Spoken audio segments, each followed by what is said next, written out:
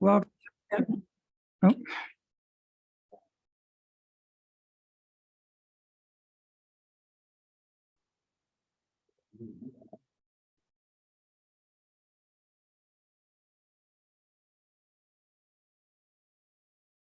You can go now. I think your buddy's having problems. okay, good evening, everyone, and welcome to the Benton City Council meeting. Today is May the 8th. This is a special workshop meeting. And I'd like to call the meeting to order. Okay, the Pledge of Allegiance. Let's see, who can I pick on now? I haven't picked on Jessica for a while. I pledge allegiance to the flag of the United States and to the republic which stands one nation under God, indivisible, with liberty and justice for all. Thank you, Jessica. You're welcome. Okay, roll call, please. Councilwoman Wadsworth. Here. Councilman Sindretto. Here. Councilman Reed. Here. Councilwoman Funk. Here. Councilwoman Alcazar. Here. Okay. Everyone's here. All right. Approval of the agenda, and I think we have a change to the agenda. We will be removing item G1, first reading of ordinance 1054. That's the only change. That's the only change I know of. Does anyone else have any other changes? Motion to approve is amended. Second. Sorry, trying to get my machine off here. Okay. So I'll take a motion to approve the agenda as amended. Already Oh, motion, you already did. seconded. Sorry, okay, all right, all in favor? Aye. Wadsworth, aye. Great eye. Okay. Alcazar, aye. Okay. Agenda is amended. Okay, items for discussion. The first item is Tri-City Cares Community Action for Responsible Environmental Stewardship. And this is a presentation by Paul Crouppen, and I see he's here to give that presentation. Can you test the mic? Can you test the microphone, please, before you get started? Excuse me? Can you test your microphone here? Yes. Okay. My microphone. I'm gonna need it. I've been talking all day long. You gotta need to pull it up close. All right. How's that? Is that working? You want to Margaret, can raise you the hear volume a little Paul? bit? Yes, Tell me, can you hear me okay? yes. Excellent, excellent. Well, thank you for having me here on such short and urgent notice. I'm here to offer an update on what's happening with the Horse Heaven Hills project adjudication. And I'm also here to ask for some help. So those are my two primary reasons for being here. Tell you straight up front what we're asking for. We need organizational individual endorsements, and I'll explain why in a second. We're looking for some expert witnesses. We're looking for donations somehow, logistical support if it's capable of being given, and coordinated help doing some fundraising. And I'll explain that in a little bit, but that's really my goal here, to update you and then talk about possibility of getting some help. The real message is that time is short because in the adjudication, the administrative law judge has established a June 12th date to have testimony in the adjudication filed. And so that's an incredibly short period of time. I'll explain more in a little bit, but he's basically compressed the entire schedule and forced this on parties in spite of having basically said, oh, tell me when you're on vacation and we won't do anything. And he ignored all that. So we're under the gun. And the bottom line, as far as what's happening and how to influence things, is that FSIC did do an EIS. They're probably proceeding to straight to final. But there's been no really announced decision on what they're doing. And the judge, in the meantime, in the adjudication is proceeding with the adjudication in spite of the fact that the WAC basically says you shouldn't do an adjudication until the final EIS is done. And that makes sense because you want to know what the project is and what the impacts are before you start deciding contested issues. But in this case, he's not doing that. And the bottom line is that the draft EIS comments closed February 1st. FSEC received over 2,430 comments. TC Cares, I'm a board member of TC Cares. We submitted a 115-page comment document.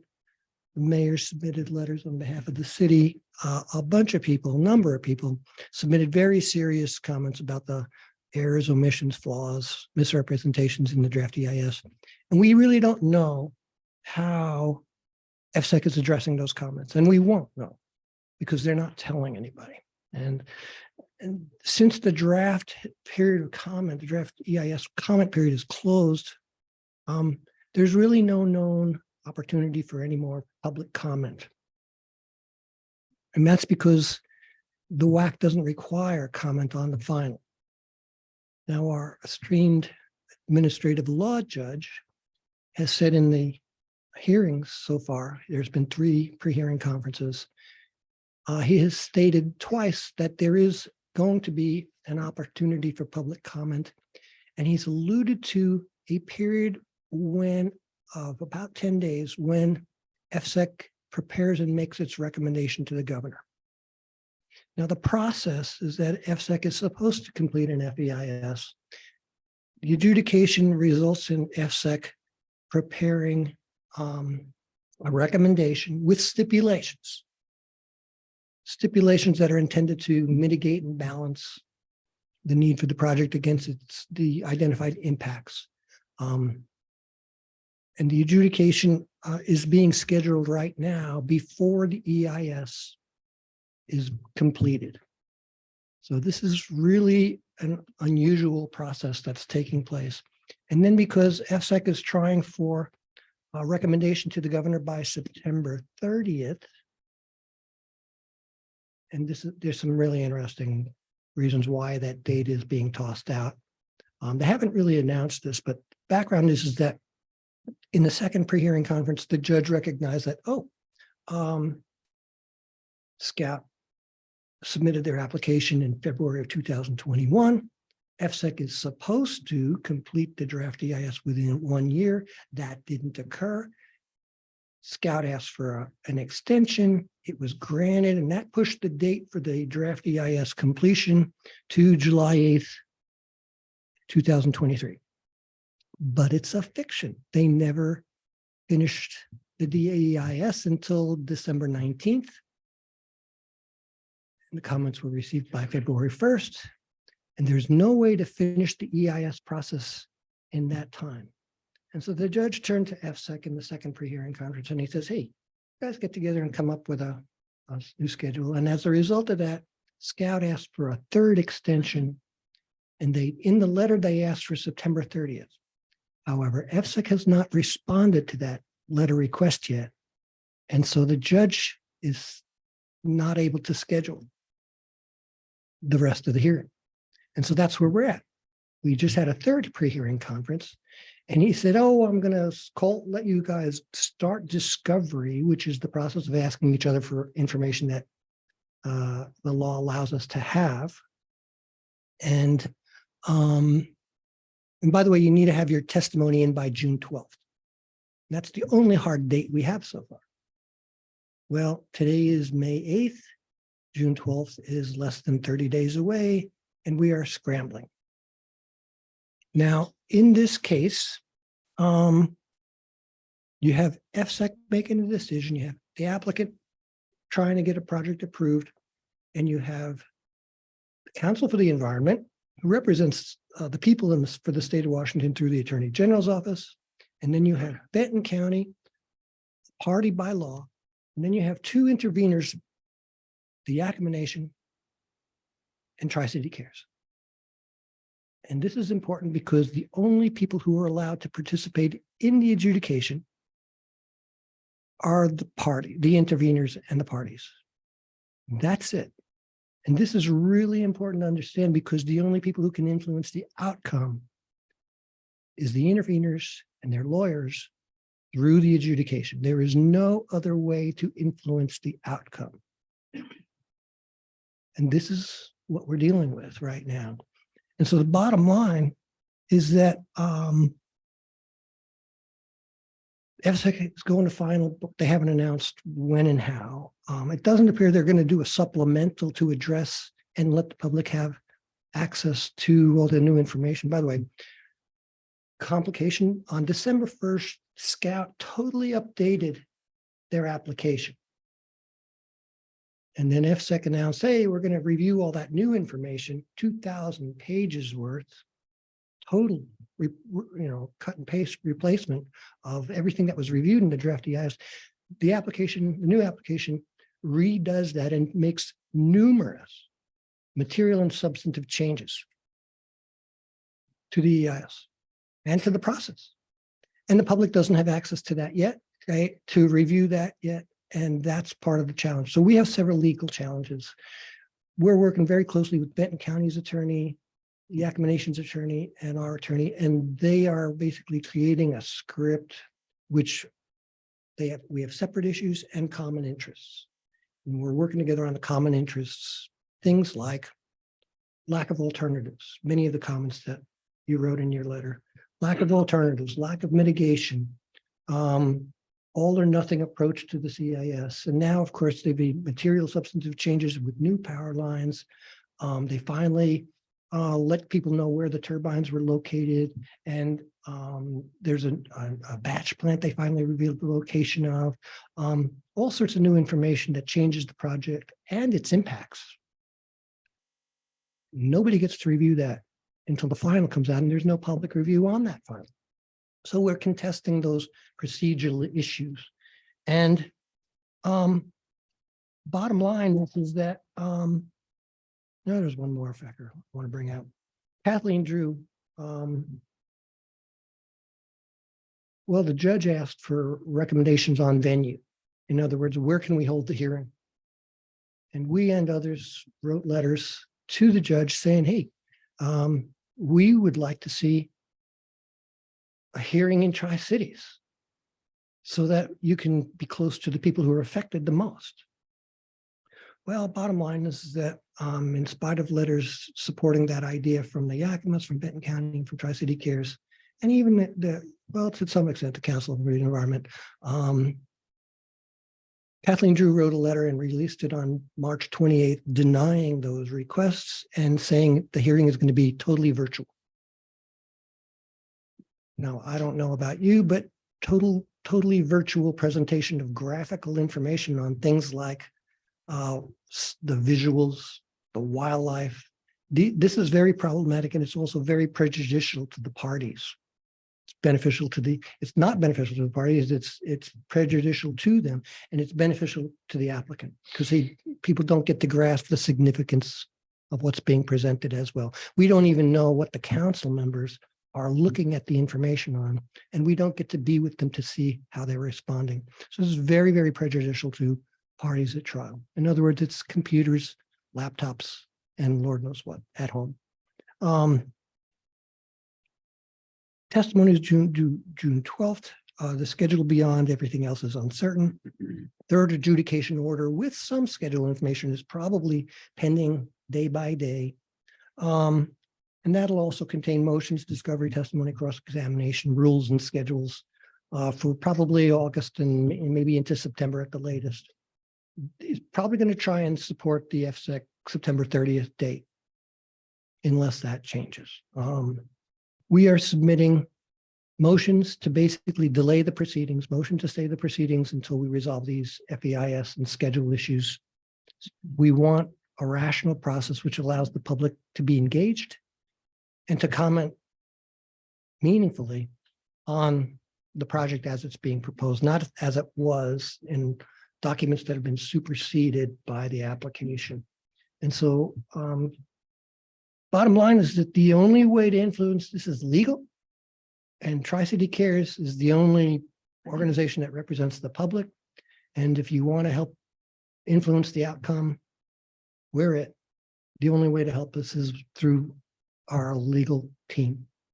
We have Rick Aramburu, who's the lawyer from Whistling Ridge. He created a strategy down there that actually resulted in the project being never built. And he did that using a witness that talked about visual, and the judge at that point was sensitive to the impact, the visual impact of those turbines had on people. Not on the recreation, not on the gorge as a scenic area, but on the people who lived there. Gives us hope. We're using that same expert witness. We're using that same attorney. As a result of that, in Whistling Ridge, the judge basically limited, he reduced 75 turbines down to 35 turbines. And as a result of that reduction in the number of turbines and where they were located, the project was never built. The applicant at the time basically said it's below the project viability level. And it has never been built. We're out to mitigate this project too. And we're looking at wildlife. Mike Ritter from the resource specialist who was in all the meetings with Scout has been subpoenaed by the Yakima Nation to testify. We will get to feed, she'll do the lead on wildlife. We'll get to feed that testimony and cross-examination ourselves as well. With that, we hope to overcome some of the resistance that we're seeing from Washington Department of Fish and Wildlife to actually help us on that issue. They were trying to keep Mike from testifying, but that subpoena overrides that. And then we'll see what happens. Now, one of the things that you'll probably be interested in is the status of the ADLS bill. Now, I think the last time I was here, I'm not certain when that was, but three of us from Tri-City Cares had presented a proposal on December 6th to Representative April Connor and a Representative Mark Clicker from Walla Walla. On December 6th, they ran with it. It turned into House Bill 1173, came out of the House 94-1 in favor, went to the Senate, came out of the Senate 84-1 in favor, and it went to the governor on April 19th. I got a text on my phone here 10 minutes ago from April Connor. She says it's scheduled to be signed by the governor tomorrow morning at 10:30 a.m. So with that signature, whatever gets built, at least the lights will be off at night. And I consider that to be a pretty beneficial action to have to occur. Reduces the impacts on people in the whole project. Anyway, that's the status. I'll take questions on where we're at. Please have at it. And you had asked about witnesses and you had asked if I can testify. I have asked Linda if she'd be willing to testify. If the answer is yes, you may need to vote on it officially. I'm not certain of your protocols, but yes, it would be very, very helpful to have Linda as mayor of Benton City testify regarding the impacts that this project has on Benton City. If there's also any technical specialists, directors of planning or I had asked the chief, the fire chief. fire to- chief, to come. He seemed amenable to that because he's very upset. And I will repeat something he told me on Friday, which was that the state had passed some legislation for them to get additional, and Bill, please jump in, had passed some legislation for them to get additional firefighting equipment from the air. And he felt that this kind of worked against the intent to support that because they wouldn't be able to get up there, the turbines. So I can't speak for him, but he seemed amenable to being there with me if I was asked. if you could give me the names of people Dennis that Bates. are approved for testimony, I'll be contacting them, and we'll be then working with each person to develop testimony and submit it through. Or we'll have to get Tri-City Cares. his permission, you know, to Mhm. whether he actually will follow through and wants to do this, so. Um, But he Testimony would indicated probably he be was in written form, affidavit, that sort of thing, report. We need a little bit of information by June 12th. Virtual testimony would be probably scheduled in June and July, maybe into August. Don't have a schedule for that yet. But we'd really, really appreciate that doing. The other thing that we could use is that we're being challenged. Tri-City Cares has been challenged by the judge with a line of information in the agenda where he's challenging our ability to represent Tri-Cities and its citizens in the hearing. So he has asked our lawyers, the lawyer has asked us to seek endorsement letters. And we were in front of the county commissioners this morning.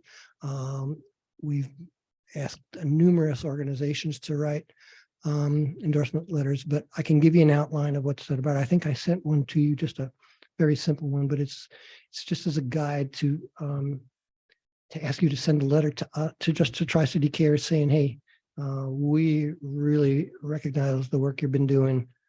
Appreciate everything you're doing for Tri-Cities, and we support you. Something to that effect is as simple as it needs to be, but to receive these types of things, and so that we can then submit these as along with a response to the judge on this issue is what we're after. Yeah, I wouldn't want them to have to get rid of all the interveners. It's not that they'll get rid of it, but they may choose to limit what we can testify on if it's not deemed to be sufficiently credible because of this challenge. This challenge comes by way of Stoll Reeves' attorney representing Scout. And it's probably pretty common is, you know, why are you qualified to give us testimony? Why should we believe you? It goes to the credibility of the witnesses. And so it's not unreasonable. It's just that it creates a challenge for us to answer the mail. But we're getting a number of these letters, but this type of letter would be very, very helpful to us too. The other thing is donations. I know as a city council and you're strapped for money, direct support is probably out of the question. What you really can help us with, though, is in helping us set up meetings with people that are affected, where we can explain what's going on and ask them directly ourselves. So we're getting help from April Connors, from Stephanie Barnard. We're going through and identifying. In fact, on the Tri-City Cares website, you can do this yourself. Under the impacts page, I've created the list of the communities that are affected, and you click on it, and there's a map which shows here's how many turbines you will see from your location. And then we are now actively seeking people who represent those communities or live in those communities or derive income, real estate agents, property developers. And we're trying to see if one or more of them will help us sponsor a meeting so we can have a get together and we can talk this through and ask for help. The bottom line on this is that in order to stay alive in this litigation, we are expecting to spend upwards of $100,000 between now and December. And that's because we have to go through the adjudication and then be prepared to take some of these issues which come out of the adjudication to the Washington Supreme Court. Litigation that goes to the Supreme Court basically can be challenged at certain points where the government takes an action. And action is a decision. So probably if for example, they decide not to do a final EIS, we can file that and try and is a one-stop short duration procedural check in Thurston's Superior Court, and then it goes straight to the Washington Supreme Court. We're being asked by the judge twice, in fact, please make sure it contains a motion to stay the proceedings while that issue gets resolved. And he's prepared to apparently do that. That would basically preserve everybody's rights and put the adjudication on hold. And there's numerous legal issues that are coming through this process so far that we, the Yakima Nation, Benton County, are all teaming up to prepare to have to litigate to the Supreme Court. But the cost of that for Tri-City Cares is estimated to be $100,000 from now until December. I'll be frank, if we can get 100 people to give us $1,000 each, I'm done. We're going to do that by trying to have 10 meetings in these affected communities and try and get 10 people to write us a check. That's the plan. It's a very, very, I think it's doable, but if we can help identifying some of these people, you'll save us time and energy. And then say, we support them coming to talk to you verbally or however, but that's what we need. And that's why I'm here. Thanks. Okay, Any other questions before I go and find a taco? I guess I should ask if the council has any objection of me providing testimony. I stand in favor of this project, so I do not want to be tied to you. Right, I against know this you project. did, So- yes. But the rest of you, I don't have an issue with it. I don't either, no. I think if we're gonna play this game, Madam Mayor, that people are opposing the project that you want to build on the other side of the interstate because it affects their view. Yeah. I think playing one-sided fence is unfair. well, I believe we left it that you were going to have Scout come in and I haven't seen them yet. Tell me when and I will have them come in and address the council. I'm more than happy. How do we get items put on the agenda? Because we're happy to get items put on the agenda. What's the process to do that? Do we just email you or We where does can, it go to? we get can it put put it on the agenda? next council meeting agenda. For a vote, May I respond a little bit? certainly. It goes beyond visibility view. There's research on both sides and there's no consensus, but there's a fair amount of research, especially from the real estate and property development community. It's not their land. No, listen to me, please. What I'm talking about specifically is property value. And what we ran some numbers, for example, just using a $1 million value home that's being built on Symphony Ridge. Happens to be the home of the Governor Affairs Director for the real estate, Tri-Cities Real Estate Association. And he's one of the board members. And so gave me his address. We ran this through. He purchased this home without any knowledge of the wind turbine impact on his homes, $1 million. And the research that's available basically shows from the real estate communities that depending on the distance and the views, the distance and views combine by mile. As you get closer and closer to it, at 1 mile, there can be a 20% reduction in value. At 2 miles, it can be 15 to 10. At 3 miles, it can be 10 to 5. And 3, 4, and 5 miles beyond, it's not uncommon to see 5% reduction in value. And I understand that, but we can't predict what's going to be in next door, what's going to be built 5, 10, 15, 30 years from the time you buy your home. You can't predict what your neighbors are going to do with their home. So you can't say that just because when you buy a home, this at that moment is what the assessed value is, because it may not have neighbors or a cul-de-sac or a developed industry next to it that would drive the This is market down. now- I'm this is right saying now. it happens to all of us that buy homes. There's The over- market, like There's this, over 500 permanent homes going in this year in several communities. You're talking directly to those people who are buying and selling those houses. They're the ones who are facing this reduction in value in real time right now.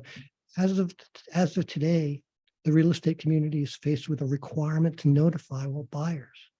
And what people are fearful of, and I'm trying to just share with you what I know, what I've learned, is that, and other communities have seen this, and then this has seen this rather quickly. If the turbines go in, people come up to these properties that were sold because of the view, and they take one look and they turn around, they don't even knock on the door. And so what happens with these projects is that there's a reduction in interest. And the time to sale and the property value. Time to sale goes out. The difficulty of sale goes up and the reduction in value comes down. And I think that just goes with being a property owner. We had a group of them come and speak to us at the last city council meeting saying that their view was going to be obstructed by this new development that was going to be going in. There's they said at the time they bought those homes or their lots, there was no initial idea about developing that next section. Well, And that just comes with growth and it comes with change. It comes with the ability to adjust to new things coming into our community. And all I can say is I know a lot of that land is owned by local farmers that have given back to our community for many, many, many decades. I stand with them. I back them. This is their land. If they choose to put houses up there, if they choose to build mega mansions, that's their decision. And that's where I stand. If it was on our property, if it was on my council member's property, I would say they would have a say in it. right. Well, And that's just where I'm going to stand on that. So I, like I appreciate said, your ideas. That's for Thank you. sure. Anybody else have any questions for me? No, thank you. Then thank you for having me. Let me know if I can help in any way. And in the meantime, if you're going to send any letters to me for Tri-City Cares, very much appreciate it. Okay, thank you. Thank you.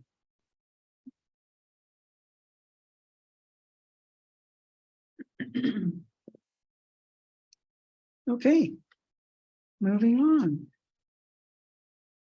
The next item is our projects presentation by Alan Rainey.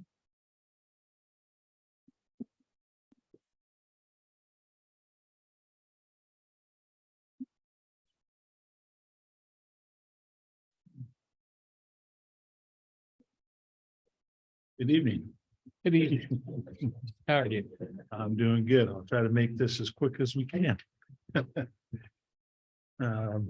I put in the outline, kind of the more prominent projects, the ones that we're working on currently and that will need some decisions at some point as we go. So the first project is the railroad bridge. That's on page 2 there. And I just kind of wanted to go over the process for the grant. And I don't know if I need to share this at all or what makes it easier. You guys all have it in front of you, right? Mhm. Okay. Okay, so the grant process through HUD is HUD sends a grant award package. And we have received one, and that's kind of what started this process. The city needs to submit required materials. Some of those forms have been submitted. One of the big ones is the grant agreement. Will be submitted, and that's after the bridge inspections above and below water have been completed. And then a determination of upfront money that can be used for project costs that will be reimbursed by HUD. So you have to pay everything up front and then you submit it for reimbursement. So is there a guarantee on getting that? Will HUD reimburse us for the cost even if we can't move forward with accepting this grant? well, that's a question. I've got a call into HUD, the Seattle office, who's kind of overseeing this project, so. And so to complete the process, HUD will review the reviews, the completeness of agreement, I should say, and the forms. And then once they get to a point where they feel comfortable, everything's been submitted, they'll sign the agreement. Then they set up a disaster recovery grant reporting, financial and reporting system. So that's just the venue to where you submit everything for reimbursements and the reporting system. And then once that would be complete, then we'd go into the NEPA review, because that has to be done before any money gets reimbursed the city. Um, The agreement includes a project narrative and a project budget. Both the narrative and budget will need to include all phases of the project, even if they're not going to be completed as part of this grant. The original application had 4 phases, and the dollar amounts are listed with them. The bridge inspection and evaluation for 75,000. Bridge acquisition was listed at 300,000. Bridge rehabilitation and resurfacing at 1.3 million. And East Access Trail creation for $750,000. So the total ask in the application was 2.4 million, and we received $2 million in that grant award. And so if we're able to take off that East Access Trail creation, which is $750,000, that would drop it down to $1,675,000. And that would leave us with a $325,000 contingency. So I am trying to get a hold of HUD to clarify what our flexibility is when we write our grant agreement. If we're stuck with the amounts listed there, or if we can change those around. And if the one thing we'd like to do is probably take off the East Access Trail creation. Because at this point, one, it's in the county, and there's home on the berm further down. Not to say that we couldn't find a way down the berm and around the house somewhere. But that would require working with the property owner. And so the project status, the SAM number has been created and some initial forms have been submitted. We had the above water inspection completed on May 2nd. The inspectors indicated that they felt it was sufficient to build a walking path across. The below water inspection will take place once the river conditions are safe. The day they came out here, the river had risen a couple feet, and now it's just gotten higher, so. It's on its way down now. Okay, but it's gonna have to go quite a ways If down. it's due to go down to 7 feet in the next few days. Okay, It's been at 10, 10 okay. and a half. So approximately, we went through the budget, and there's approximately $200,000 in line items on items that are probably not going to be used this year, or something that can be deferred to next year. So we have about 200,000 there.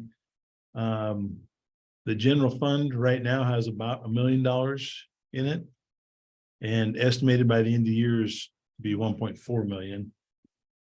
So we roughly have, $1.6 million to kind of to work with. Not saying that we would try to use all of that.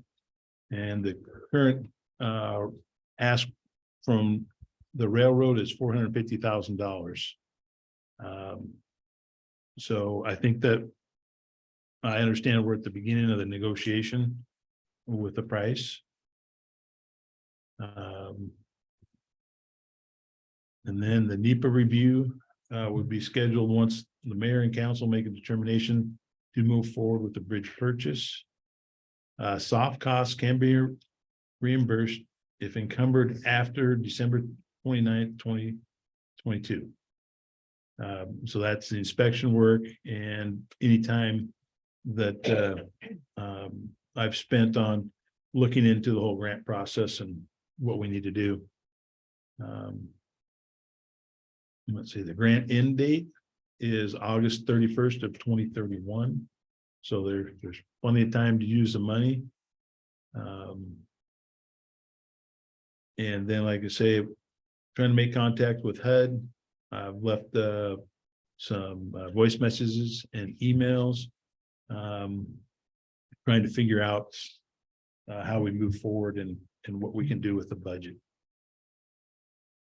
And that's a good question. I will ask them about if costs can be reimbursed. I would say, I don't think they would, because we'd have to go into an agreement with them. So at this point, I would say no, but I will check into that. So the projected schedule at this point. We had the bridge inspection on May 2nd. So in this month of May, trying to make a determination. The grant has to be accepted and answers to grant budget flexibility in the line items. That's one thing that I couldn't find anything that a certain date when we had to make a decision and try to get the agreement in place. So June and July, we anticipate doing the underwater inspection. Then in July, we make a determination whether or not to move forward with accepting the grant. And then can also continue negotiations with the railroad. If we move forward with the grant, the final grant submittal would be put into HUD in August. And then September through November would be the NEPA review.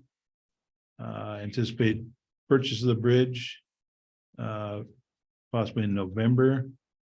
And then 2024, we get into the bridge decking design and construction. I know that's a lot. It's very exciting though. And I greatly appreciate the picture you put in there. Kind of gives me a really good idea of what you guys are thinking and the layout and everything. So I'm super excited. Hopefully this all works out. Alan, I'm really excited too. And I'm like. The money person's here. No. Yeah, the money person's here. I think it's super helpful what you put together. I think it's really useful. And you all know that this is like a really exciting project that I believe in a lot, that matters a lot for the community. And I also know it's a really big financial commitment, and that a $2 million federal grant is not enough to get us anywhere close to where we need to be. And we need to have a more comprehensive plan to make sure that this is something the city can sign up for. So I guess a couple questions that I have, and again, very good job, is, when we talk about, can we change the original line item numbers from the phases of the project 1, 2, 3, and 4? Those numbers were, I think, from 2018. And so one question I would have is not just, can we change the buckets, but what are the actual costs? Because we know right now the best number we have for bridge acquisition, and it is a negotiation. I hope they give it to us for free. I think they should donate $1 million. In fact, and I'll say that on the record all day. But the reality is the number right now is $450,000. I mean, with the prices that we've seen go up everywhere in every single project the city's done in the last year that I've been seated on council, they've been at least 20 to 25 or 30% higher. So I just wonder, is 1.3 million, when you talk about the original application and changing the money, do we actually have real numbers of what we think these things could cost today? That's one question. And then I think another question is, if we're talking about changing the budget, are we going to be allowed to change the narrative? The narrative said that we were working on connectiveness for a 70-mile regional trail.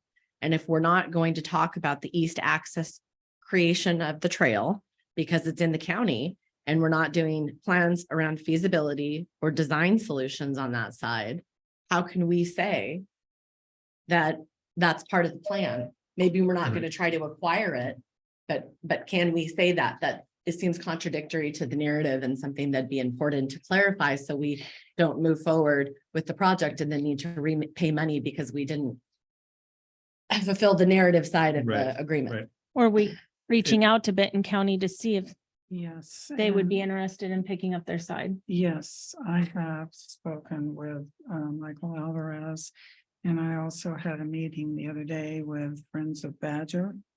And their meeting, by the way, is the 20th from 4 to 6 at the Richland Community Center. They will be bringing this up. And I think that there's enough desire for this that we should continue to look on the other side. Right. Rather And I've than talked with dropping. Adam File also on this. He's. He said the county is looking to do something there. I've talked with the engineering department and the planning department. And this was long before this, Yeah. but they're behind it. And Adam's statement was for Tap Tail Greenway, is that that's always been part of the long-term picture, Of course. but it's never been a reality until right now. And now that it's so And- close to being a reality, Yeah. like, do we, again, it sounds like, this narrative just has it go down to zero, but actually, do we have to think about how we get some design done that's still included? So so we don't face problems like we're facing for these great parks that we have for the community, where we have great spaces that we can't do anything on because no one before us asked all the right questions, and it's really tricky. And we don't Right. understand the feasibility. So then we get stuck and it's 4 years later and we haven't been able to move forward, and it eats up time, and there's a lot of parties involved. Right. And actually, the Tap Tail Greenway board meeting is tonight. And Adam was going to inform them of what's going on. And I'll see Yeah. them tomorrow and to him tomorrow night and ask for an update Yeah. for sure. I'll see him in person. And so I think we're just starting that whole process of Mhm. getting it organized across the other side. How do you think we think about that? Because it kind of like my read of this, maybe it's just not the right way to be thinking about it. I know we're not forgetting about it, but if we're trying to think about updating our narrative to have a federal award, I'm not sure we can say that it goes to zero. I don't know that that's in the best interest of the city. And, we've got to think about the other sources of funding and stuff like that.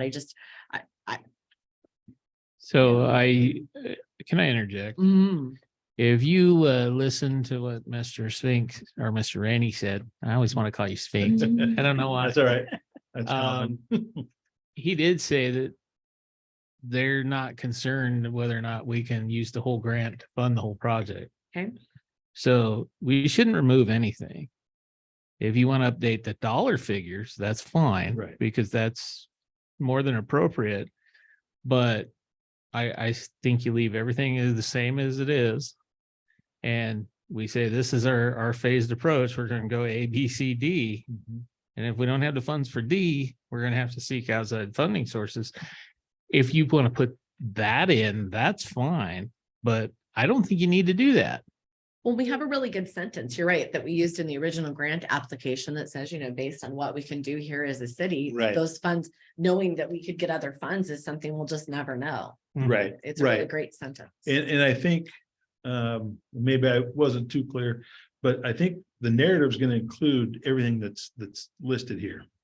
But we just might move the dollar amounts around to be flexible with what we need to pay for. I mean, we need to Well, purchase a bridge. Yeah, I still think you include all the Yep. dollar amounts, you put them where they need to be. Yeah. And you say, this is where we're gonna go. And, we talk about the funding, just like any kind of construction project, it's a progressive payment piece.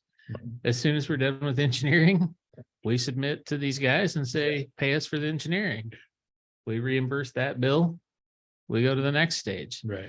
And that's what we gotta keep in mind, that we don't need to look at this as one giant project all at once that has to be funded.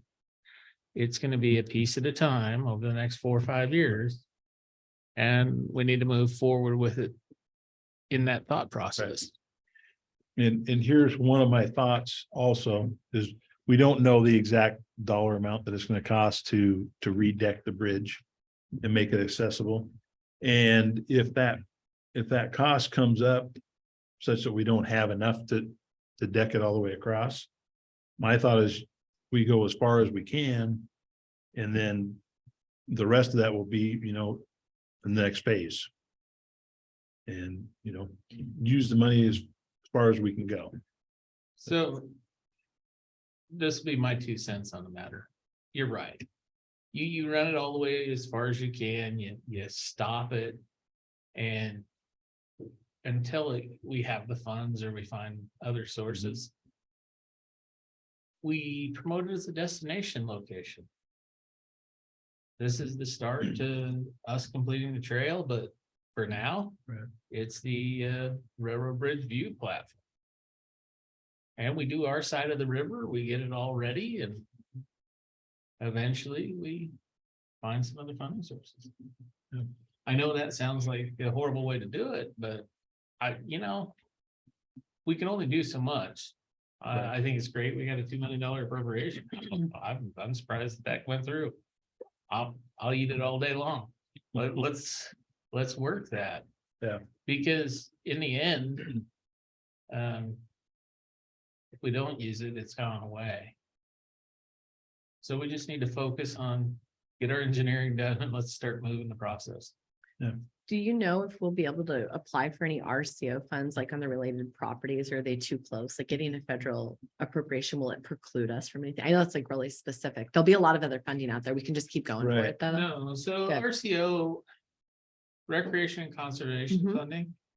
All we've got to do to secure that funding is give them this beautiful plan, right? Mhm. Of how we're going to make this a conservation area. So people can watch the birds, the fish, the water, all those things. And I say that, and I don't mean to sound lackadaisical in my statement. What I'm saying is, that's what people are after. This is what I've been trying to say for a long time with the walking path and why I wanted to extend it. That's a big draw for our community. People like that outdoor environment. They like to walk down by the river. They like to see the birds, the squirrels, whatever else is running around down there. Badgers, beavers, otters. The more we can give them viewpoints, the more we can give them locations to walk, they're going to utilize it. And it's going to be a draw for our community in the long run. So we need to look at that. One or two cents. And to kind of back up that discussion with the Riverfront Park is that, if we have the bridge, we have the grant from DOT to take the bike path, paved trail down to the bridge. We're doing the design of the park. And when we go back to RCO to apply for a improvement grant, that'll be next year, next spring. I think that's just gonna be a lot of good points, and you'd get a lot of mileage out of that with And RCO. hopefully we can keep working on our grant application process and go apply for another federal appropriation so we can be part of that story again for part of our Right. phase.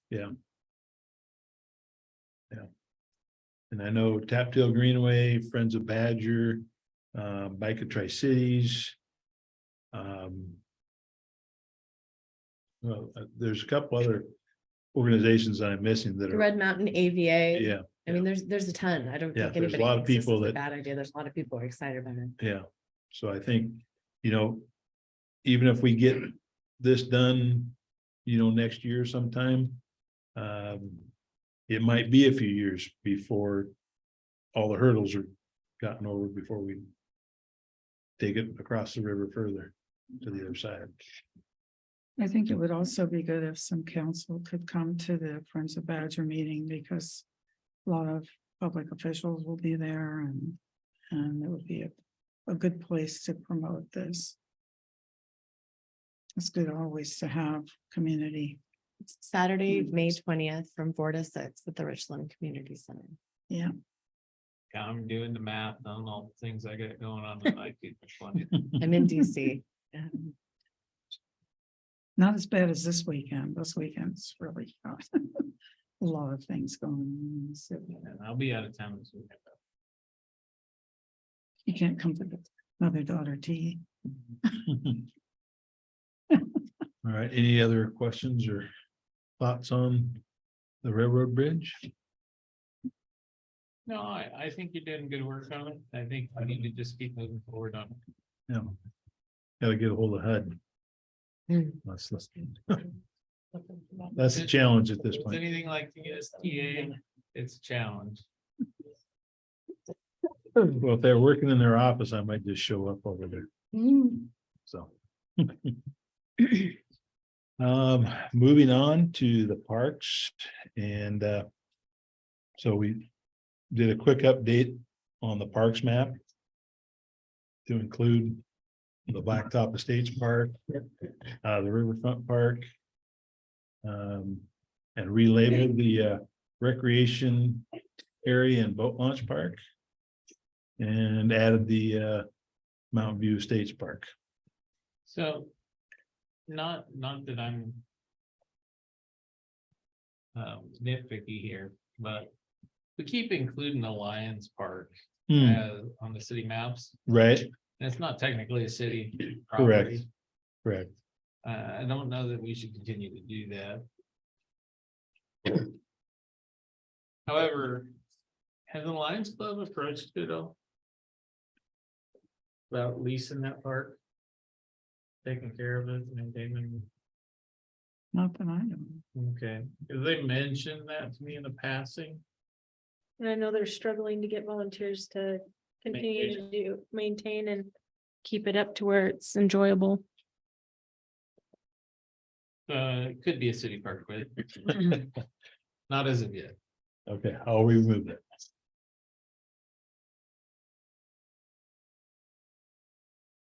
Okay. And so now up next is the Blacktop Estates Park, and have a cost estimate for doing some of the improvements that we've talked about. We have an irrigation estimate, the materials.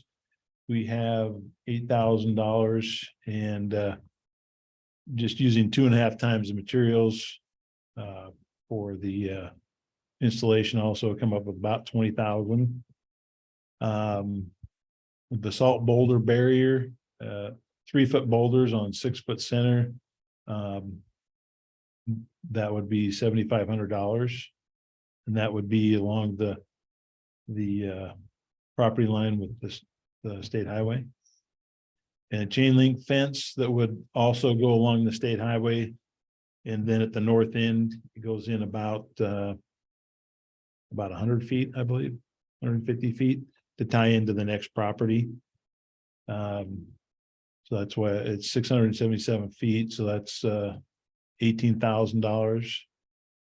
To hydro seed 1.5 acres is about $4,500. And so we come up with a subtotal of $50,279.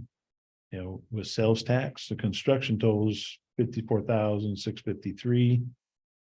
Then we have engineering added into that at 20% and contingency at 20%. So we've got a total of $76,000. And then if we were to install the irrigation with volunteers, we estimate it would reduce the cost by $12,000. And that's what we're kind of working towards, getting that ready for volunteers. We did have a meeting with Total Site Services, the contractor for Blacktop Estates, and they should be out within the month to do the grading. Is that all they're in the hook for, is the grading? Yes, yep, It was our responsibility to fix that park. yes, yep. So I think one thing I'd say about volunteers and the irrigation would be, you know, again, like the same things we always say, like what? Do we need another dig at that space or anything like that? And then like if you had volunteers do it, the volunteers are weekend volunteers. Right. With city staff, you know, be on site to guide them, or we could have someone in the city needs to let us know how that could work and be feasible. That'd be there's no concern on getting the volunteers on the weekend. I don't Yeah. think there's any concern. It might not all get done in one weekend because of how big it is. That's a concern. And I think we need to understand the support and commitment from city staff to participate in that so it could be successful. Right, and one of talking with city staff, they were talking about that they would probably do the trenching. You know, rent the trenchers, and they would be responsible for doing the trenching. Just because they're concerned about having volunteers running a big piece of equipment like that. And then and they'll be on liability. site when we were. putting this Yes, Stuff in. yeah, and so we were talking about, possibly they would trench it on Friday. You'd have open trenches over the weekend. I don't know if that's such a big issue. I mean, they're 10 to 12 inches deep at the most, and I don't know if that'd be a huge liability issue, leaving an open trench overnight. I was just say, if there's enough time, notice, then they could be trenched on Friday and. Put it on Right. Saturday. Yes, It's yeah, just the that's, level of coordination Yeah. to understand who would do that and manage the Mhm. coordination, so it could happen. and be Yeah. successful. and that's what I've been talking with Jose and Sergio about, how we would coordinate that. But it's all hinged upon the grading being completed. So once that gets done, then once we get a date when they're gonna be out there, then we'll start trying to plan, accordingly.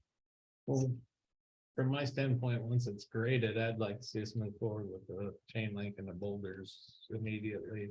Okay, And the hydro seed, I think putting down the hydro seed to get it. Well, I think we really need the sprinklers in where we tied. Oh, do you want to do Yeah. just that before they even go in and, I said just the first thing I'd like to see done right away as soon as Oh. grading's done. Is the chain link and the boulder. The sooner we can get some definition along that line and.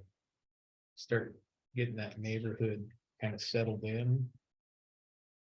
Because right now with that big open space, yeah, it's not very appealing to me, and it's not very appealing to most people driving by, I don't think. Oh, well, I think also having the fence up and knowing maybe you have, even if it's just irrigation, 10 inches down. Yeah. For a day or two, I mean, it's just less people coming in, it's a deterrent, and it'll look a whole lot better.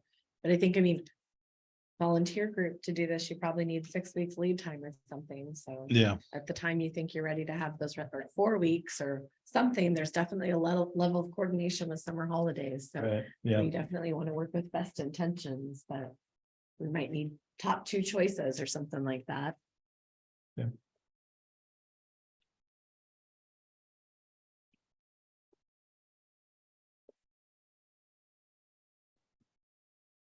okay. If well, we're putting the fence in, the one that didn't seem like it was on here was the fence at the Mountain View Meadows. Is that still something that ends Um, up somewhere?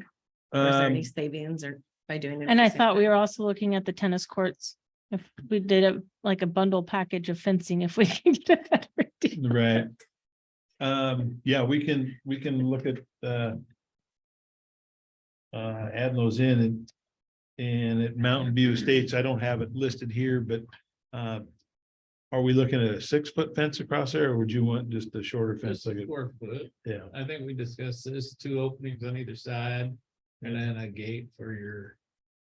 And is it ready? Okay. Is it already grassed and everything? Is it? It's grass. So it Yes, just sir. needs the fence? yeah, I mean, so regardless if it's your dog, or it's your son, or your daughter. You want a way so they don't run into the street. on No, I either totally side, agree. right? I think that's one of the things that we need to have done down there. And that puts that park at a point. That we can work on it progressively from that point forward. To add, toy or whatever we want to add in there, a walking path, a bench. Splash pad, whatever you get put in. I doubt that would be a good location for it, but nice Okay. try. Nice try. Well, we gotta keep We got trying. another park coming in. We can just pump some some water out of the, come on, pump it right into that splash pad. Okay. Wow. I'm joking. I don't, yeah. okay. So I guess moving on to the Riverfront Park, I know we've talked about it a little bit. We're setting up meetings with FEMA Ecology and Fish and Wildlife. We're talking about holding a first Zoom meeting on the 16th, and that's just to go through this park, the recreation and boat launch park, and a disc golf course. So we can go over and show them, these are our plans for what we want to do and get them thinking about it. And then we plan to have another meeting on the 26th, a Zoom meeting. That one's going to be on a Friday, Madam Mayor. So and And you'd be more than welcome to join in Yeah, on the that's a 16th. Wednesday, the 16th, I believe so. chances are slim. Right, and that one, so that one I just kind of set up as an informational meeting The 16th is of this month or next month, this month. is next Tuesday. Oh, it's a Tuesday. Tuesday. Okay, That's a possibility then. okay. And that one's set up at 2 o'clock and you should have an invite in your email. Yeah, I saw it. Thank Okay, you. so we're doing the 16th and the 26th. I think the 26th, there'll probably be more of a deeper discussion on what they'll allow and what they won't allow and that sort of thing.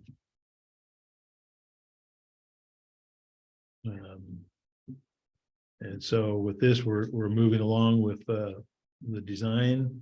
And then the plan is to apply for an RCO grant next year. Any questions or comments on that one? I always got a question or a comment. Did you make contact with the neighbor down there? Yeah, The guy with the cows. yeah. Yes. I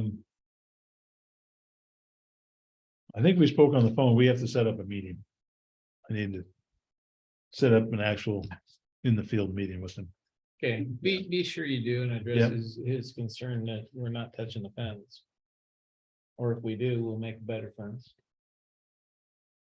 He also has that drainage ditch blocked off Hmm. and Yeah. he's blocked it so that he can pump the water into his pasture. Hmm. But, I don't know, I guess we don't have to worry about too many storms right now, but, that's a concern. That doesn't allow that to drain. And flood drainage ditch. Yeah, Well, unfortunately, we've had some different locations around town fill in those. And my concern is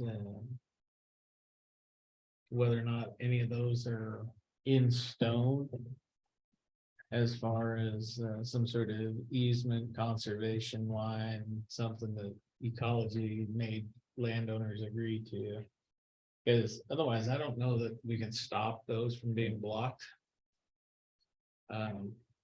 But if they are being blocked and we have an obligation to keep them open, we'll have to contact several properties and discuss remediations on this.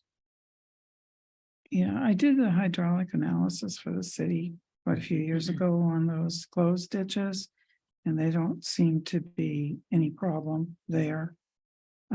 I have more concern down closer to the river where this guy has it blocked off, because he's got it blocked off right before discharge into the river. Maybe a block on this side of it, but that one would cause me some concern. Okay. Well, I think that's something that will need to be looked into.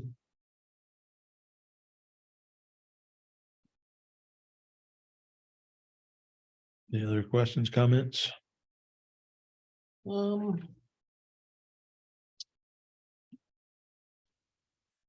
No, I think you get a pretty good little deal here. You got some fishing access.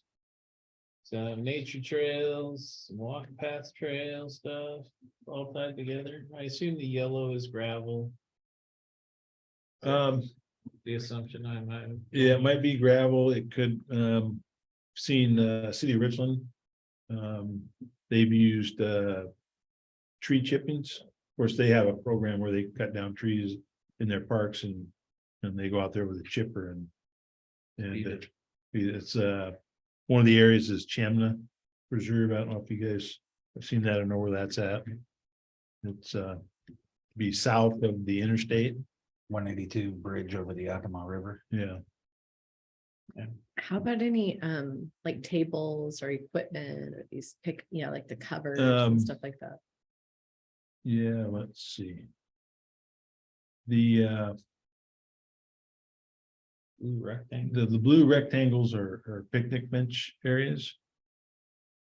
Um. Yeah, one thing that we're concerned about is that 100-year floodplain. That black line that runs across there, that's about the 100-year flood line, so we can't do anything from that essentially to the river. But up above that, we could do, we could add more if we need I to. think I mean, I don't know, I'm of the opinion you should try to add more while you're talking to these. Does it have all the lighting that we need? Like, what are the things we keep running into? Does it have the lighting we need? You're talking about maybe put a splash pad there, like, what can we put in there to talk about? So at least like, it's an idea if it doesn't happen. I don't want to say that it's happening and that gets us in trouble a different way, but how do we get some of their feedback on what these people are open to so we can actually work on making plans? It's not very easy, and I commend you for getting these people together. That would be my only Yeah, suggestion. well, I do know there's some concern from RCO to keep a lot of it natural. Mhm. And I think if we can get access to 1 or 2 pavilions early on, I think that's a great start. I don't know that it wouldn't hurt to say we want to put 5 pavilions in eventually, but these are the 3 Right. we've just located today. yeah, Or are you gonna say, what about a sand volleyball or something like that? I'm only throwing this out because these are like the things that keep coming up that don't Right. cost any money for 2 parks that we already have that we can't move forward on. So if they don't like them in those other locations, perhaps they'd like something here. yeah. And I would think anything kind of to the left of that black line, the 100-year flood Yeah, plain, that we're pretty much free to do what we want to do. And I Mhm. think there it'd only be coordinated with RCO. But yeah. Might be nice to have some shade in the area Yeah. where people are gonna congregate. Have Yeah.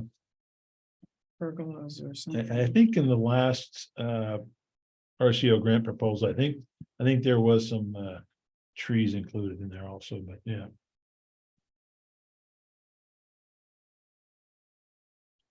We'll add some trees to that, Well, not necessarily just trees, but or if you're gonna have picnic areas, why not have a covered one? right.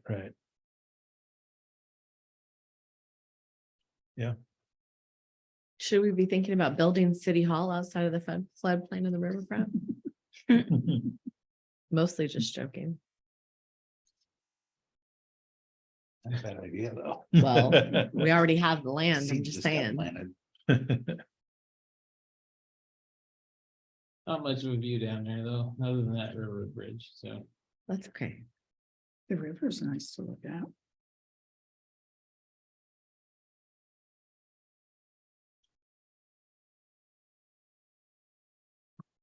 Okay, any other questions, comments? Nope. Okay. So we'll move on to the disc golf course. And the drawing, I think that's in your packet, actually met with the mayor and Sure. Manny, because I Which think is this one shows, purple line. Is that the? That's a trail? walking path. so this one has hole number 1 near the gravel parking area, right? That's the same one you guys have. Mhm. Well, we revised that and moved holes 1, 2, and 3. Actually, They're still on this map. yeah. Well, JB, is there any way you can share maybe if I can share the screen? And if I can remember how to do it.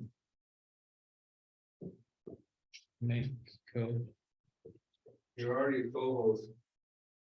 you should be able to share. Okay, so, Need help. Click that one, yeah. okay, I think it's every day, at least once. Mm, is it up there? Yep. Okay, So we've moved holes 1, 2, and 3 further to the west to free up this area in here.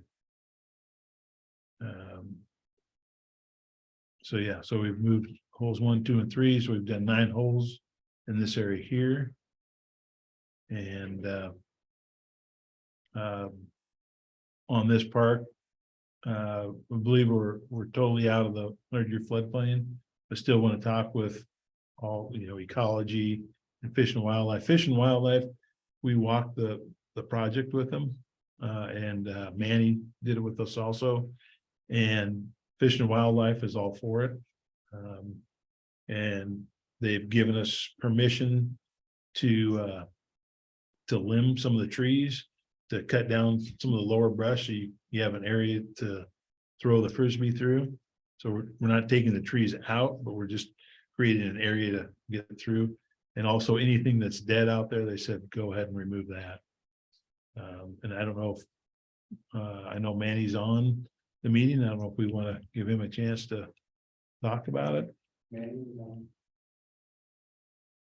I think we know he's pretty well in support of it. Yeah. It looks good. The only comment I would have that I think is worth mentioning that we need to add back in here is outside of the 100-year plan, we raised money last year, but in the pieces of exercise equipment. They don't have to be along the walking trail. I know the irrigation.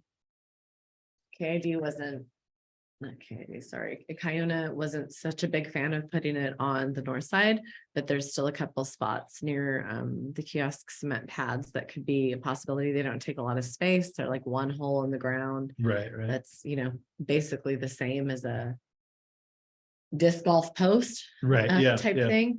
But the other thing is they don't have to be there.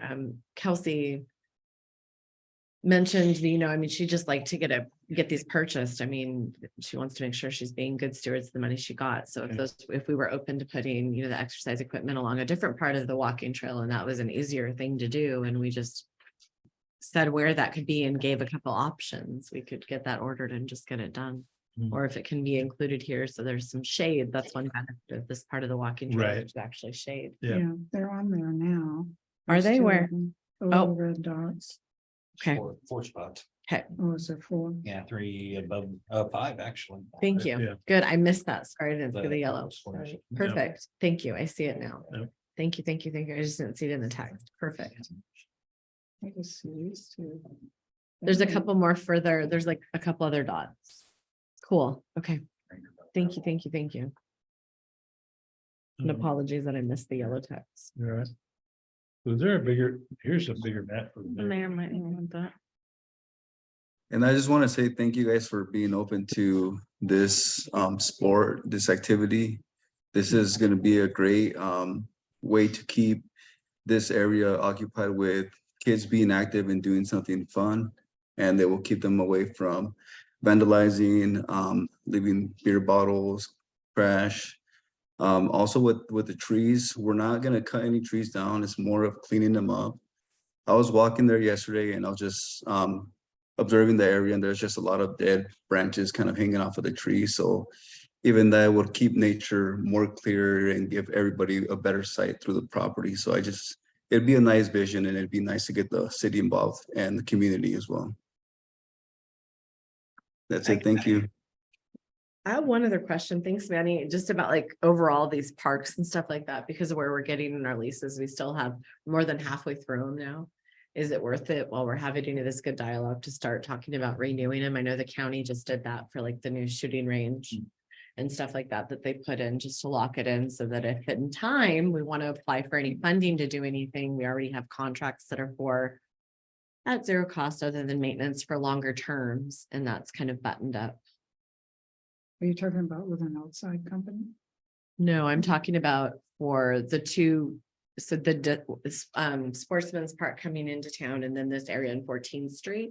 We're about halfway through the city's term with Fish and Wildlife for those spaces. I think they're 20-year leases, and so I'm just wondering if there's a time that's good to talk about renewing them. So then over time, when you extend them, and I know they're doing that, they've been doing that with Benton County in a couple different places.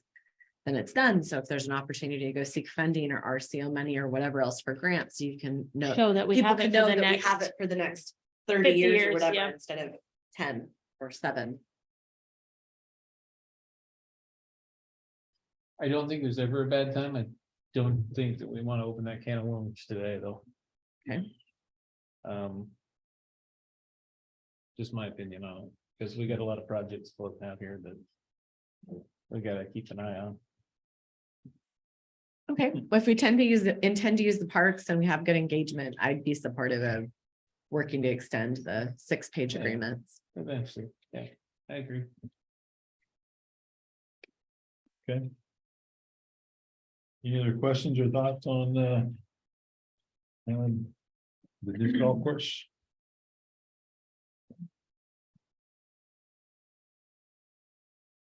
All right.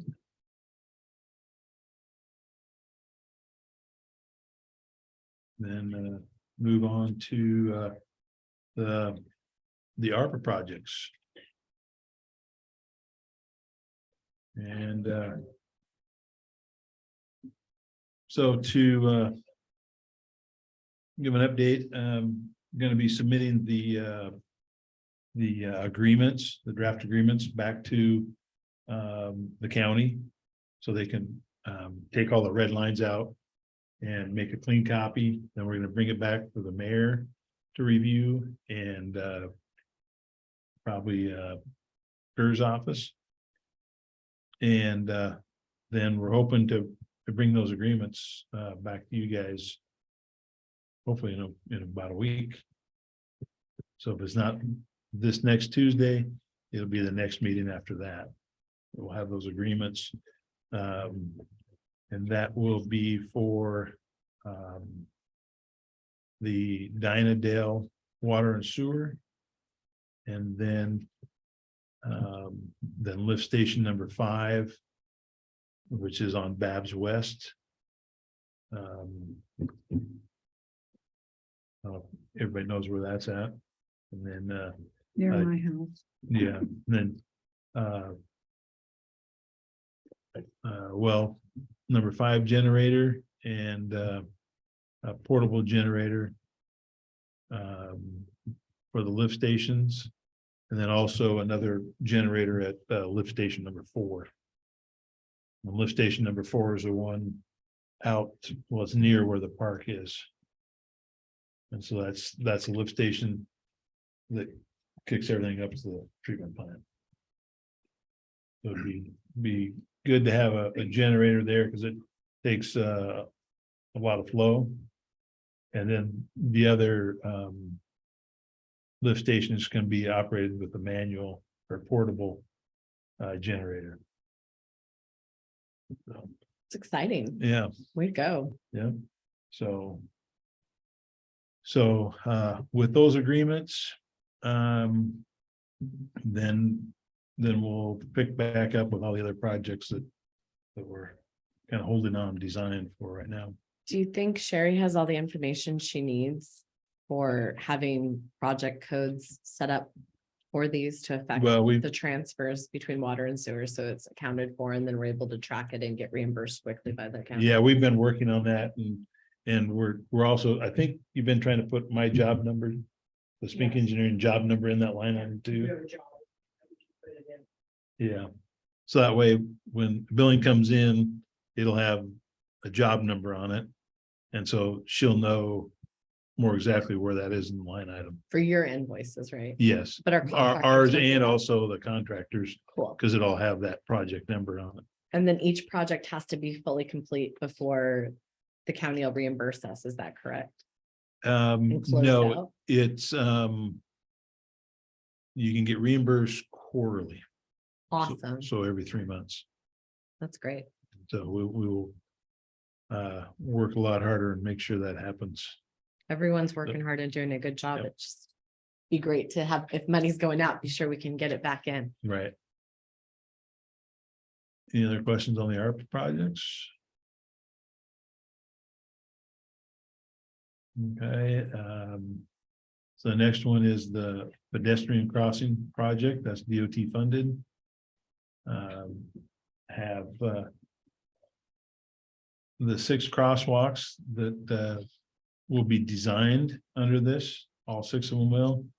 And we have funding through DOT TAP, the carbon reduction.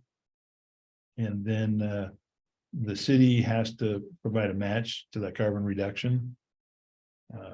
So there's a total of 232,271. And also we found out that DOT is working with the school district for the crosswalk at Horn and Grace up by the grade school. And they've actually purchased the equipment, the flashing beacons. And so we're gonna work it out with them. They're probably just gonna donate the equipment to be part of this project. So The school already purchased. I think DOT did. Really? Yeah. Okay. I'm not sure, maybe it was a combination of them, but we got a call from local programs saying that they were working on that with the school district. And then if we were gonna do it, they could either finish that one and we could choose another location, or we can just put it in as part of our project and they'll give the materials.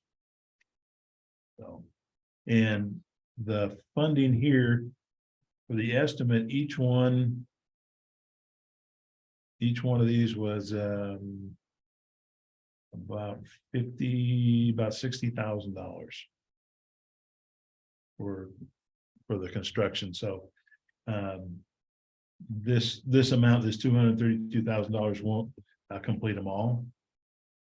So we're gonna go with the schedule shown here, going A through E in that order.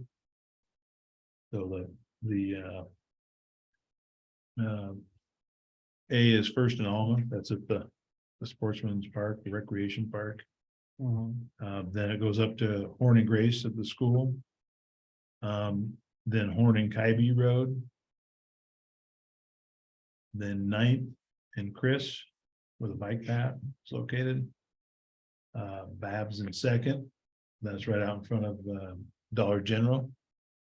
And then Horn and Fay, which is another crossing used at the elementary and middle schools.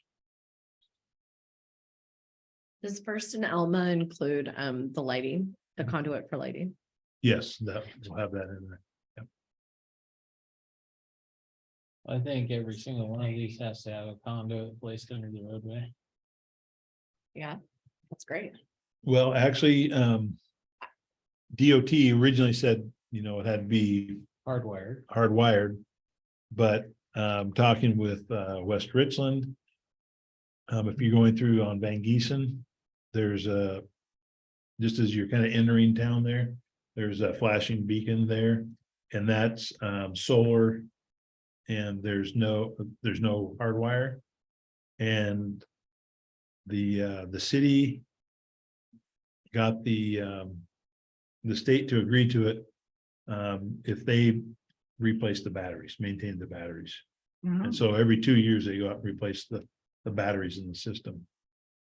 The federal building one is solar also. Okay.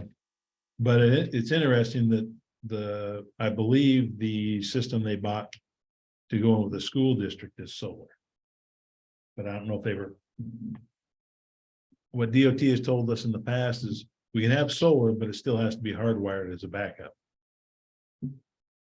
So it doesn't make sense to do them both if you're gonna have to hardwire it, but. Yeah, you might as well just hardwire. Yeah. So, but that's where that project stands, and How soon after engineering is awarded, do you think some of these could start moving? Like in July? no, it will take, because to go through this, once an engineer is selected, then you have to do the contract with DOT. That's probably gonna take another month. So you're probably towards the end of July when you start your design. So hopefully before school starts next year. That sounds about right. Yeah, but That would be a great goal to have. yeah, but I would hope to get some of this done before winter.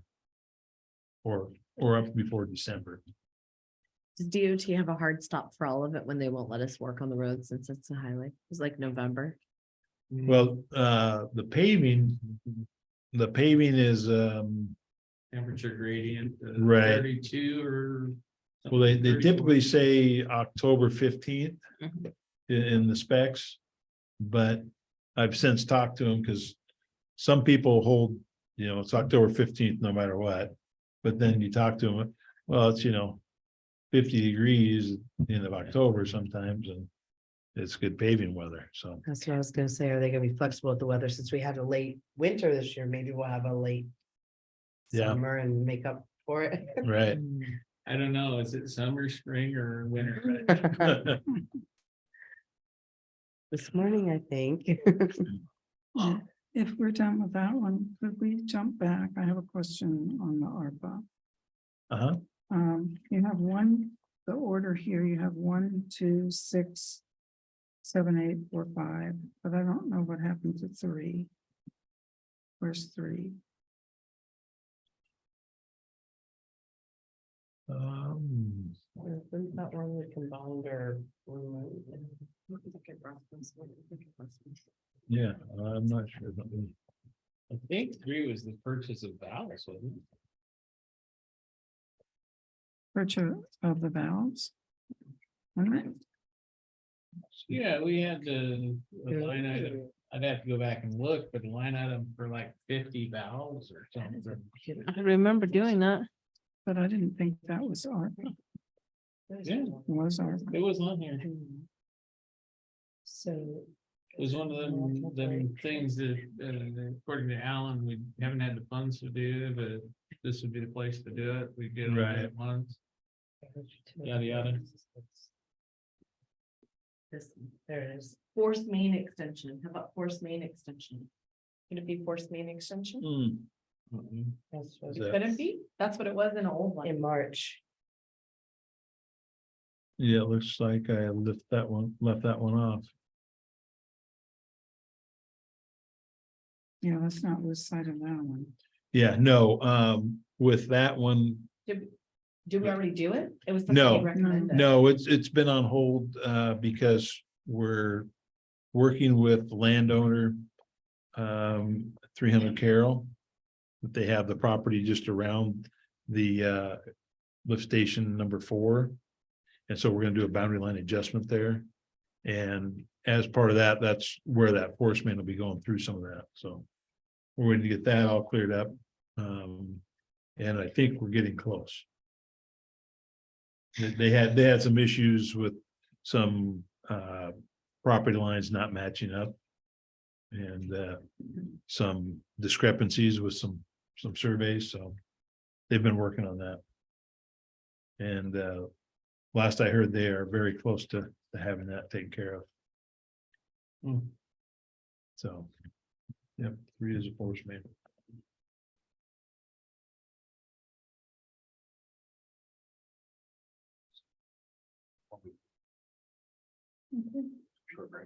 Yeah, short break. 5-minute break. All right.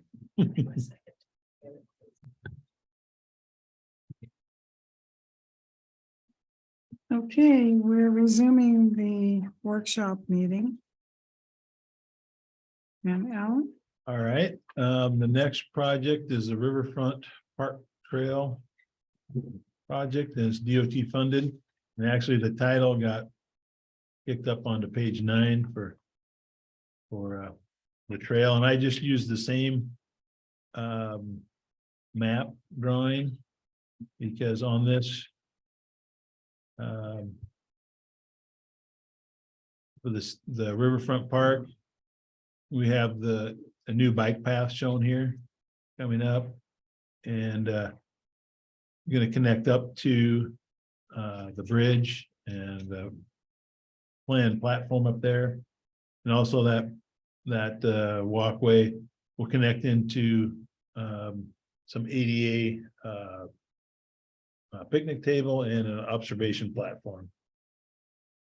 And so that's funded through DOT. And again, we have an RFQ. um, Out, so I think it's due May 22nd. And so, so we'll be selecting an engineer for that, in the next few meetings. And this may not be the final location for this. It may be adjusted a little bit due to, working with town irrigation district and how we're gonna relocate some of these roads in here. We've talked about where Dinah Lane comes in. Will be rerouted kind of in this area and come across. So there's a future tie-in to the property just below the park. Tie in here, and then this road would come up and tie in here. So these might change just a little bit, but that gives you a general idea of where everything's at.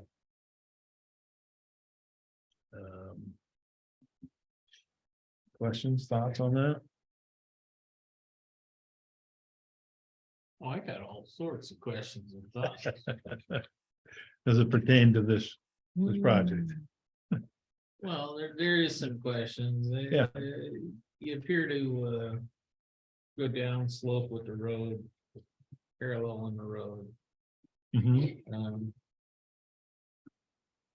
Not a bad idea, but part of the walking path idea is to be away from Right. folks. Mhm. And so we already have an established flat surface, which is the old railroad bed. Right. In my thought process, Mhm. it might be a better thing to run that walking path. Up on the top. Yeah, and where you have that switchback out there by the bridge, Mhm.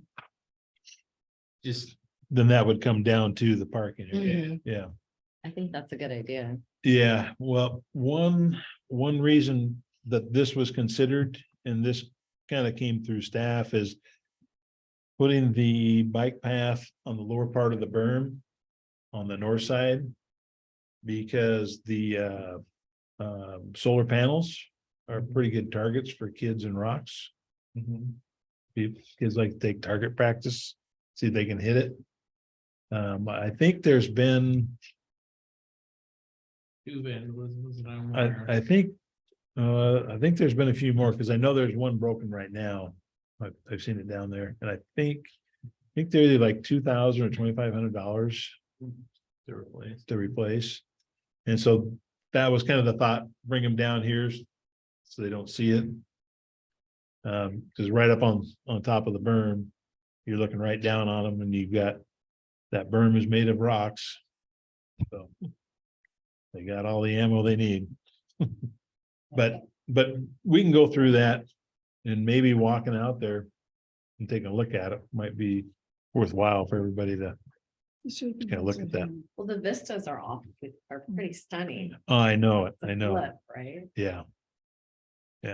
And the kennels are down in there too. Right there. The kennels, Mhm. yeah.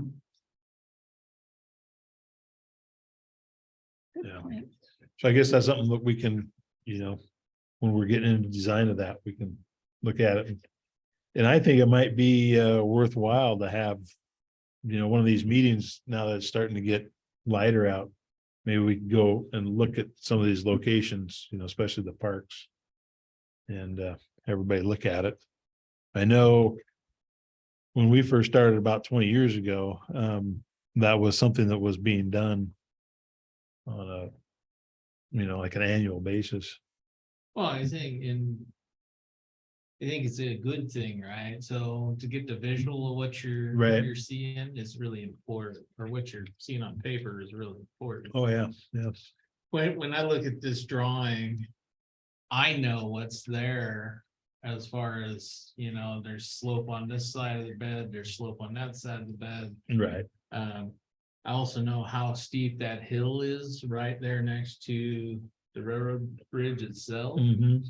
And I'm thinking, I'm not pedaling nothing up that switchback, Yeah, right? Right, yeah. And I'm also thinking, if you're out for a ride, and this is my thought process, right? You're out for a ride with your toddlers or your kids. Or you're out for a walk and you're impaired in some fashion. You're not gonna want to go down and then back up to the viewpoint. Right. You're gonna want to be on a nice level path to the viewpoint. Mhm. And then from there, if you are adventurous, you can go down, right? Right. But that's my thought process. Okay, yeah. And I know we've talked about trying to put some kind of netting up. And we might be able to find something that doesn't I guess we're gonna have some kind of, it's gonna obscure the sun a little bit to where the solar panels won't be as efficient. So that's part of the reason we talked about either extending fences or some kind of screen up there.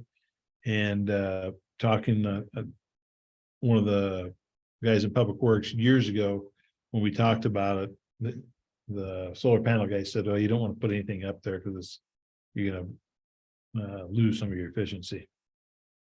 So, And he's right. So especially in the winter months, the sun's at the lowest apex, right? right, So it's coming in horizontally to those solar panels. Yep. So anything you put even at a distance is probably going to obscure to some degree. but I guess, if you lose some efficiency, but you're saving your panels up, I mean. I guess I'd make this challenge. And the challenge would be the chain link is already there. Right, It doesn't obscure it that much. And we used to have in this town, I think there's still a few of them still standing, backstops that were, 25 feet high. yeah, I mean, if they can get a little rock through the middle of a chain link fence, great, but they're not gonna get a bigger stone through. Right, there. right. I mean, that's a 50-50 thought process. Instead of having the chain link down on the solar panels, what about chain link up along the bike path itself? Does that make sense? we talked about that, and RCO says we cannot put a fence because we'll be prohibiting use of some of the park. And so there would be a process, if we wanted to put a fence in there, there'd be a process to go through and refunding some of their money.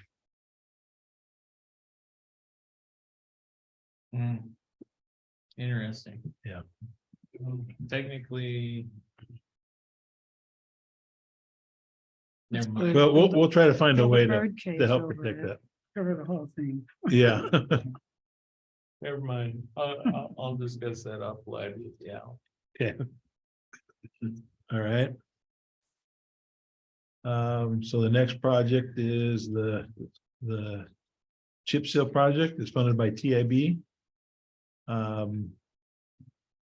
So Franklin County is to provide us a cost for completing the chip seal through an interlocal agreement. Talked with or emailed back and forth with the engineer at Franklin County, and he's just waiting for, he's got the cost estimate. He has to have, I think it's the county engineer and somebody in their finance department they have to review that.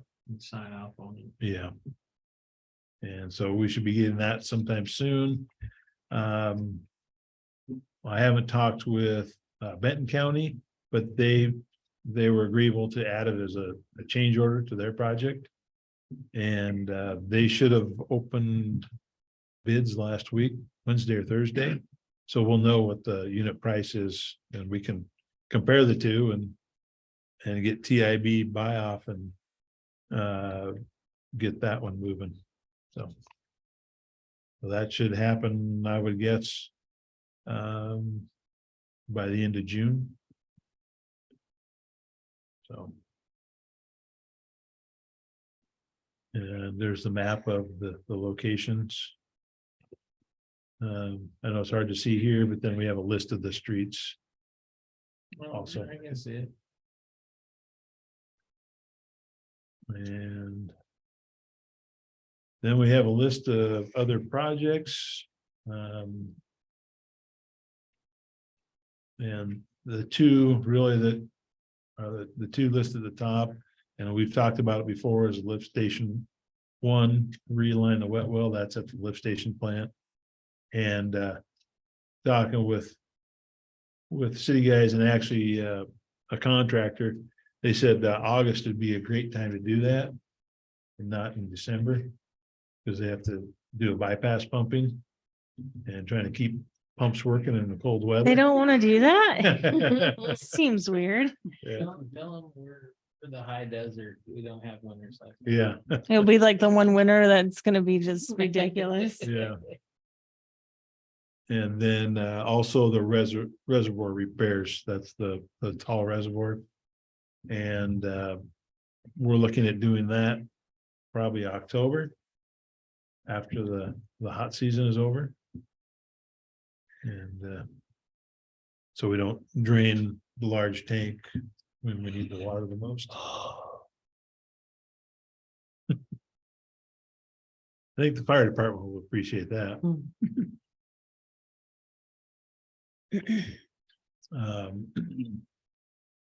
And then there's a bunch of other projects listed there. Are these valve replacements? Oh, maybe I'm ahead of you. No, you're on the, yeah, I'm that's, on the that's, same page. other, yeah. Are these the valves we just bought? I'm not sure. I guess I wasn't aware that some were purchased, but, Jose requested it. oh, okay, okay. So I know we've been talking about getting the materials and having them on hand, so when they have an opportunity, they can go out and replace valves.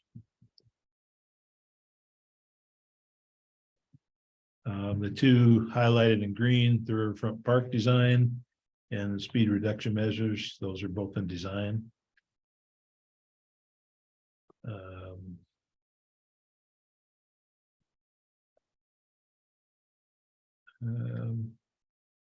I know, and one thing that I want to bring back up again is the potential 2024 street projects.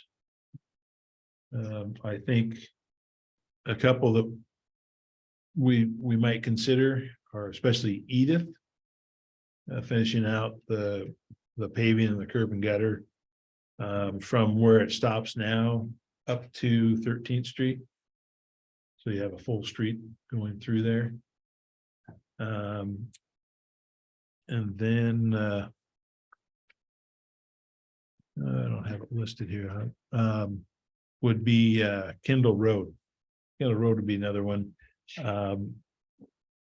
Let's see, it's Benton REA. They basically already have plans ready to put the power underground from the corner towards the park, wherever the last or power pole is. It's right at my house. Oh, okay. It goes in ground right in front of my house. Oh, okay. And there was one property owner that was wanting to do the improvements in front of his house. And I said, well, let's wait and we'll try to do this all as one package. So we're all doing the same thing. But, you know, with REA willing and ready to put it underground, I think it might be a good opportunity to do that. But If I remember right, the conduit is almost in front of the last house on Kendall. well, there is some conduit there, but talking with them, they have to go back. I can't remember, back to another transformer and bring another conduit in. I'm not sure why, but I'll let him deal with that. When you go back up to like some of the water and sewer stuff that Mhm. we have going on, like with the ARPA funds and everything else, Oh. are we still planning to dump in a whole bunch of conduit as much as we can that made sense? So that way we could later put things in the conduits, just the pipe, right? Right. Yeah. And have it be empty, so we could then have opportunity for fiber, like we could do things, because it's so hard to pull up the roads. Is that part of what we're thinking about still? I remember that from some earlier conversations, just to try to stay ahead of it, because the cost isn't too exorbitant if we're doing it at the same time. How are we thinking about that? So. I guess I'm not, like some of the road crossings for the. The park down by the bridge, we were specifically Right. talking Or- about. running yeah. pipe Or also under like the there. Jacobs Road Water Sewer Extension. And even the Dale, maybe we don't need more conduit there. I don't know, but places maybe that don't have the access or whatever. I feel like we talked about that at one meeting. Someone brought that up as an idea. It wasn't me, but it sounded like a good idea, like. It wasn't me if it was a good idea, right? Like you're tearing up the roads, you're doing all this stuff. Right. Does it make sense to put any fiber conduit in for other things, so that at some point in time, if those services were gonna be added, they don't have to tear up the road again? In some of those areas, I mean, you're not gonna put, typically when fiber goes in, it will go in same trench as like power. Mhm. It doesn't Uh, go with water and sewer, okay. right, yeah, Got it. yeah, I mean, yeah. I would think if we're doing a crossing mhm, across the road, mhm. yeah, maybe we could look at putting the conduit in. Okay. And I guess we would try to coordinate with any power or phone or communications companies at that point. So I guess, yeah, when we get started or close to the finish of the design, we'll talk to the, I think it's PUD out there and some of the They communication. want to participate. 'cause it's Yeah. Already pulled up. Yeah. Okay, maybe that's what I was trying. Thanks, Alan. Yeah. Appreciate you. Yep.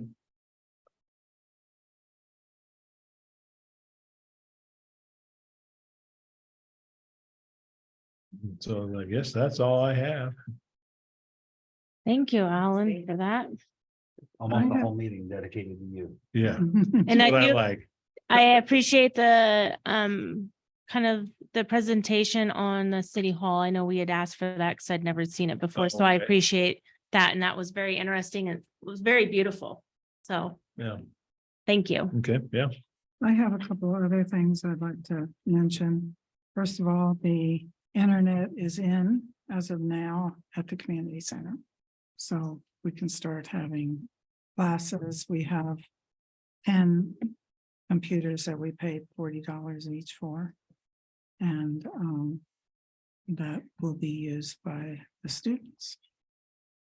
So we can get that going soon, hopefully. And then I also spoke with Skylar Rood's office and the asbestos grant is on Inslee's desk.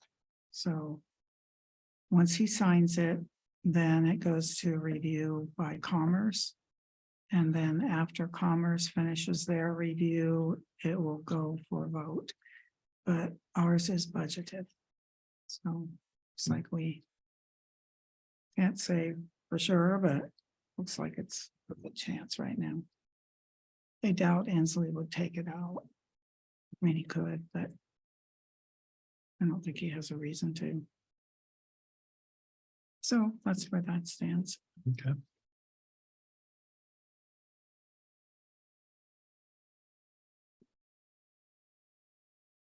Anybody else have anything? That's all I have. There's no more questions. I can entertain a motion to it. Motion to adjourn. Second. All right, all in favor? Aye. Hi. Hi, Hi. Thank you. Okay. thank you again, Alan. That